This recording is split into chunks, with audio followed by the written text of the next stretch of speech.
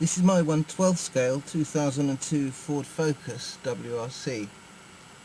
It's rear wheel drive and has a very small motor that's quite torquey.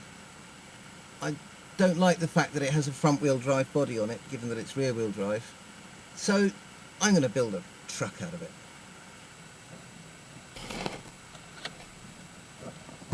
It's a strangely shaped chassis. It's toy grade. It has very crude front suspension with no rebound damping at all and no independence whatsoever. The chassis has these Nerf rails, which I suppose I'll remove, and a sort of live rear axle. One problem is that the wheels on this car are permanently fixed, both at the rear and at the front. With its tiny little motor, this car's never going to be in any drag races, so I'm thinking of building it as a wrecker or recovery truck. Here's the car now that I've cut off the front bumper and the Nerf rails, and here are the bodies I hope to use to make its pickup cab. What I'd like to do is use this Legend body and cut it off just in line with the B pillar to make a short-bodied pickup with front mudguards and running boards. What about the back of the cab? That's where the trusty Model Y comes in. I propose to cut the back off it here and use that portion to make the back of the pickup. However, the Model Y is wider, so I'm going to have to narrow it. After a great deal of soul searching, I've come to the inevitable conclusion that this beautiful Legend body cannot form the front half of my pickup. It simply will not fit on this chassis because the distance between the radiator grille and the midpoint of the wheel is too short, so that I can't trim this chassis back any further than I already have. The suspension pivot point is clamped by these 4 bolts, and I can't remove any more material without compromising the way the front suspension works. I could of course cut a great big hole in the grille and have a big black lump poking out of the front, but that obviously isn't an option. So I'm going to section this Ford Model Y, removing 70mm all the way around and ending up with a rather short pickup cab. It is a strange feeling to pick up a Dremel and bring that spinning wheel closer and closer to a perfectly good brand new car body. I know it's a creative act, but there are times when it does feel awfully like vandalism. But still.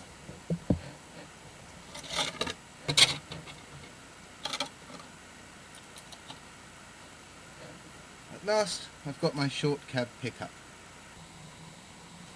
Here's the body after I've joined it together.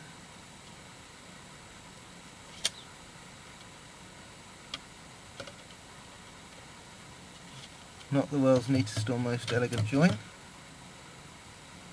And I find when I do them, they never are.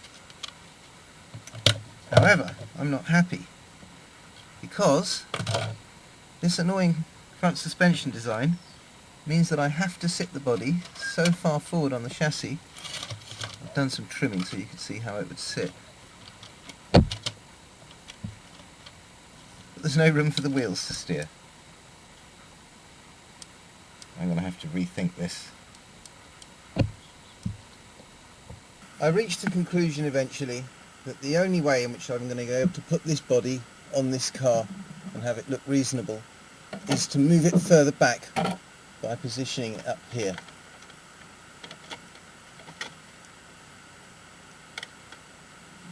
Lifting the body up high like this lets me push it back to where I want it, so that the front of the radiator grille is in line with the front of this thing. There is a problem, which is simply that it doesn't look as cool as I'd hoped with the body sitting up so high. But there are compensations.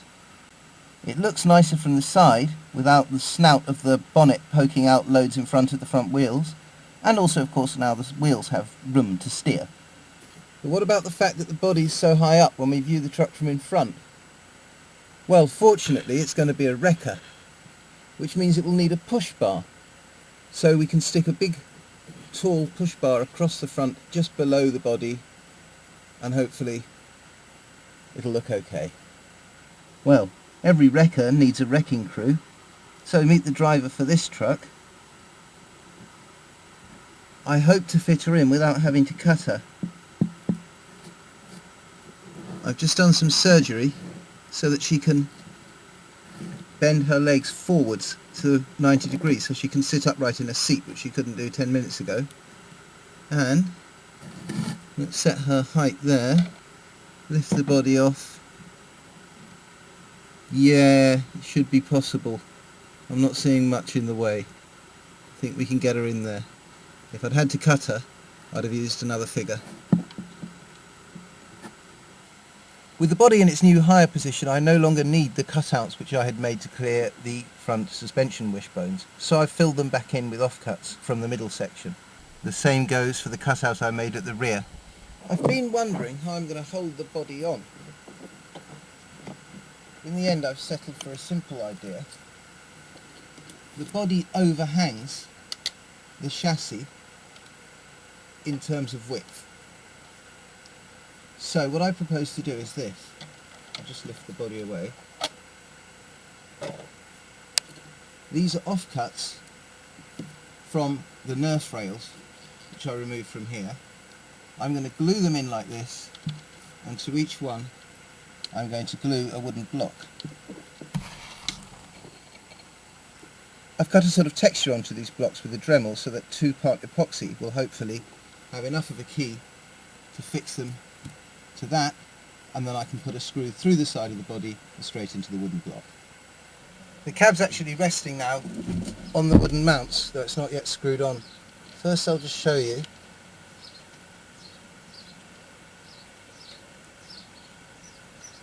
Each mounting block has been tailored so it fits snugly against the body, and I've pre-drilled holes so I can just fit 4 small screws, which I haven't yet got around to cannibalising from this very car to hold the body in place.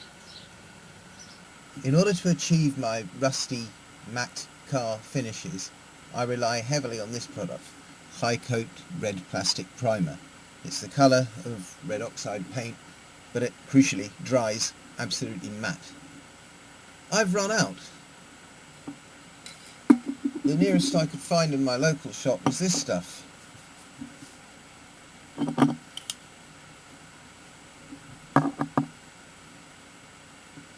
Red oxide primer. This is for painting metal, obviously, and it dries with a satiny finish that I don't absolutely love. This is how the shortened cab looks with this sort of satiny finish.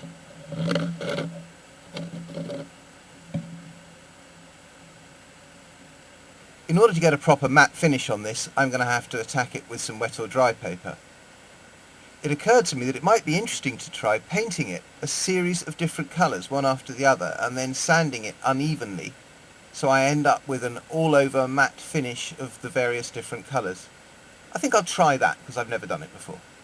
Here's my first colour, a jaunty Tamiya Sand Scorcher Blue. Now it's yellow, and now it's a much darker blue. I think I'll leave it there, let this really dry, and then have a go at it with some wet or dry paper, sanding through more or fewer layers as the case may be, and see if I get the effect that I'm picturing in my mind. After far more sanding than I thought it would take, this is what I've ended up with. It's sort of along the lines of what I had in my mind's eye when I imagined it, but it took a lot more work to do than I imagined it would do. I'm not actually altogether sure that I like it. However, as I've run out of matte paints, a sanded finish is the only one really available to me unless I want a glossy cab. So now I'm faced with the thorny question of how the hell to integrate this visually with the chassis, which is at the moment glossy black polycarbonate. I can't duplicate this finish on the chassis. I'll have to think of something else, maybe just paint it rusty or something. We'll see. I mixed up a simple wash using a little brown acrylic paint and a great deal of water, splodged it all over the whole thing and wiped it off immediately just to tone it down.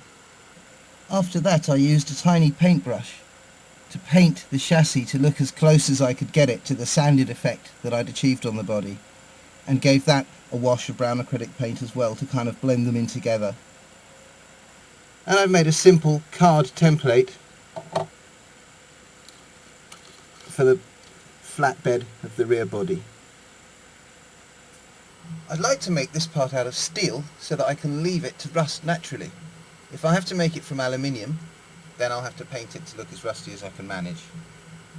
As I don't have a sheet of steel, I thought I'd press on for the moment and start work on the jib. What I've done so far about the jib is to take some card and cut out all these shapes. They're pretty much identical, and when you stack them and glue them together, these are in fours, you get quite a light, rigid thing like this. So with 16 layers, I find that 8 layers of this stuff gives me 5mm of thickness, and I want 10. So with 16 layers I should get a 10mm thick jib that's light and stiff. I've laminated all the cardboard parts of the jib together, and while I wait for the glue to dry, I've just cut some 10 by 10mm hardwood and made a couple of front bumpers and glued them together to look as if someone had got 2 old steel front bumpers and welded one on top of the other to form a simple push bar to go on the front of the truck below the grille, and hopefully distract the eye from the fact that the grille is so high from the ground. I gave the push bar a bit quick coat of paint. I started with a layer of bronze and then went over that with my rust colour, or my red oxide primer actually, and sort of smeared it and then weathered it with a little bit of black. I've also touched the wheel rims in to make them look as if they're part of the tyre sidewalls, basically to make the tyres look higher profile than they really are. The jib's dry.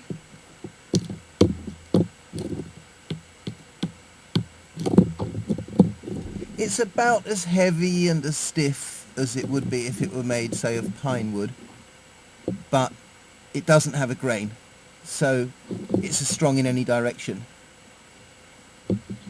I just need to tidy it up now. Let's see how it looks. I thought it would go about there. Now I need to make a third strut to support it at the back. This build's been stopped for several days because I just can't seem to find a piece of sheet metal from which I can make this thing. So I've reached an executive decision. I've always known I wasn't going to bother to build a functioning winch and jib.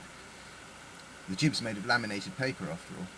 So there's no real need, if the winch isn't going to work and I'm not going to be using it, there's no real need to have a hard steel base to mount it all on. So I've decided to go ahead and use this stuff. In the UK we call it pasteboard. It's like very thick cardboard, quite stiff enough for the job. I've been saving it for ages, not knowing what I might use it for, but knowing that was a good stiff bit of pasteboard, so I think its time has come. I need to take the cab back off anyway because I've got to fit the driver, so I'll take the cab off, use that template to make the final piece, and then think about brackets and making a winch. This is the pasteboard bed liner.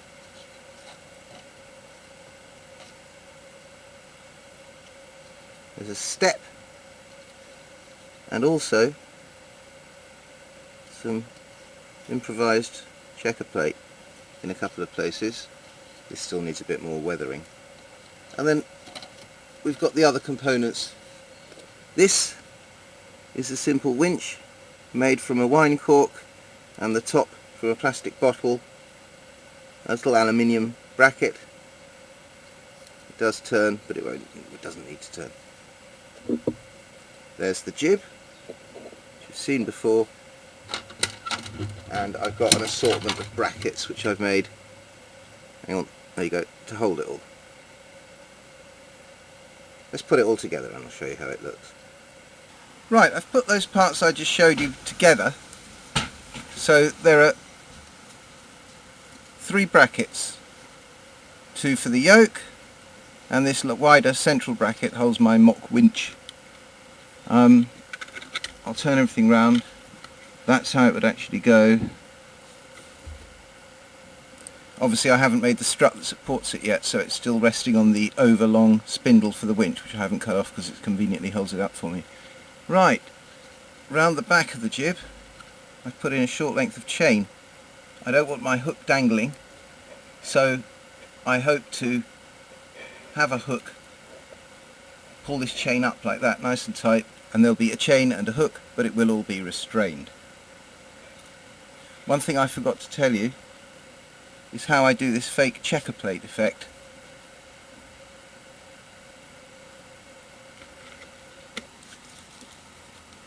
This is a product for people who can't afford a new exhaust system. That's a lie, by the way. Doesn't work at all. It's rubbish. Works for about 3 weeks. But one day I noticed, as I peeled some of the backing tape off, that it has a sort of 1/10, 1/12 scale style checker plate finish to it. So I just keep a few strips of it handy in case I ever need to make some 1/12 scale checker plate. With the back body test fitted for the first time, there's not all that much left to do to the jib. I've got to put a pulley here and make the ram that supports the jib at the back. Once the jib's finished and the back body's permanently installed, I've got to make some headlamps, make a bulkhead to go just behind the radiator grille to act as a visual backstop and also as a support for the headlamps, and install the driver. Then it's down to little details like hubcaps and dressing it up with a few bits of equipment and kit. Here are the things I've gathered together to make the mock ram at the back. This pen, I hope to cut it off in such a way that the aluminium rod here is a tight sliding fit, so that I can push this up or down if I like to, but it always stays where I put it, because hopefully the aluminium rod will be such a tight sliding fit. Oh, here before you on the bench you see the various bits which hopefully will go to make up the ram. So these two strangely shaped things go on the jib or yoke to give me an attachment point. There's the ram housing, 2 brackets and the aluminium rod with a hole drilled in one end. I'll just slip it all together so that you can see how it looks. Well, there it is put together. It's as high as it goes at the moment. It can go down to there. And here on the end of the winch cable there's a little hook made from steel wire hooked onto this chain just to stop it slapping around as I drive along. I need some way to finish off the rear of the truck, so this is a chunk of box section aluminium which I've cut away. This piece of wood is simply to mount this little tow hook, and there are a couple of holes in the top by which I intend to mount it to the chassis. That is cut away just to clear the bolt which holds on the bracket for the bottom of the ram. There it is bolted on, but it needs more work. It's too shiny and too boring to look at. I need to do stuff to enliven it.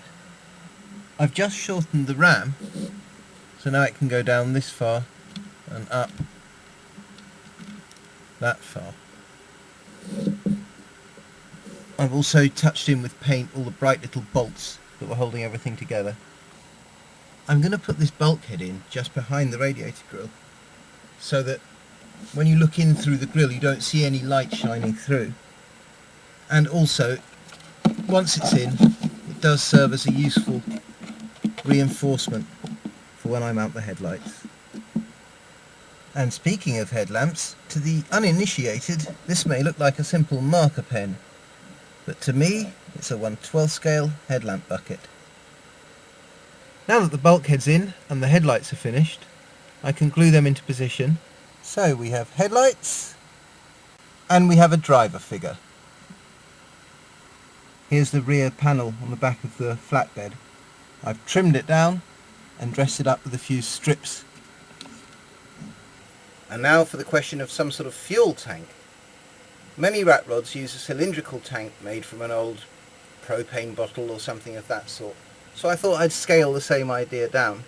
Here we have 2 carbon dioxide cartridges, They're for little CO2 BB guns.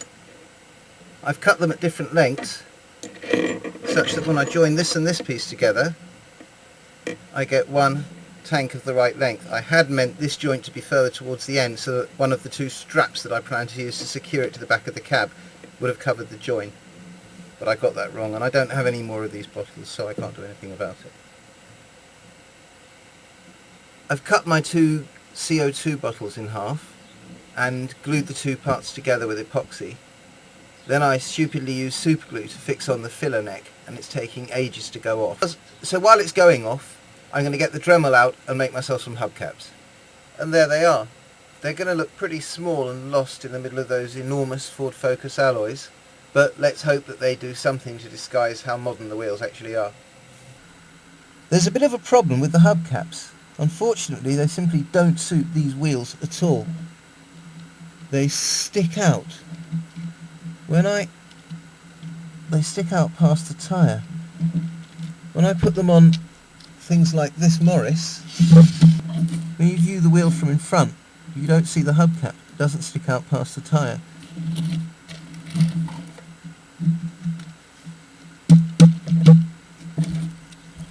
I think putting hubcaps on this would just look ridiculous. Fine from the side,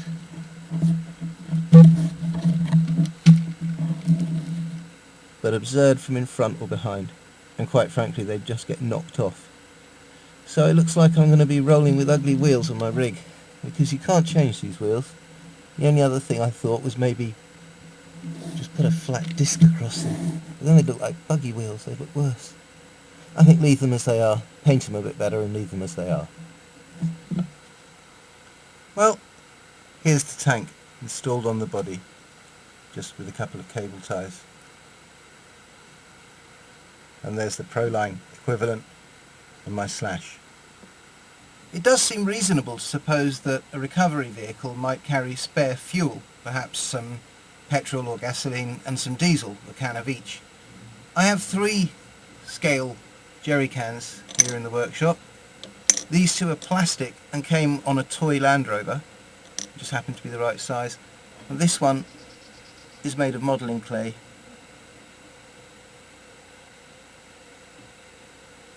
I made it before I got these 2. So, I think I'm going to have to modify these to actually fit them on the truck. I'll show you.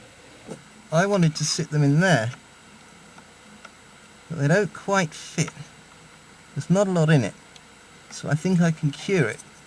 Because this panel here isn't actually vertical, it slopes. I think I can cure it by taking a bit of a nibble out of the back of them before I slot them in. So I've taken quite a bit out, but now when I sit it in here, it sits just as I wanted it. However, I didn't enjoy vandalising my precious plastic jerry can, so I think I'm going to leave this vehicle equipped with just one. There's the jerry can installed. The hope is that it looks as if it's sitting in a little well that's been created to accommodate it in the steelwork. I was just wondering whether I should fit a set of back lights of some sort.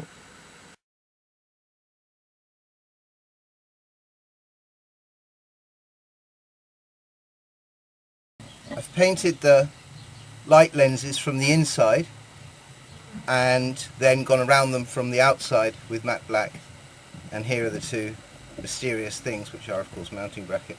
I used super glue to fix them to the bracket. There they are installed on the truck. I'm the first to admit that they're a bit bright and shiny. I should probably weather them down a little, but you can see that they're meant to be backlights. Right then, let's see it go.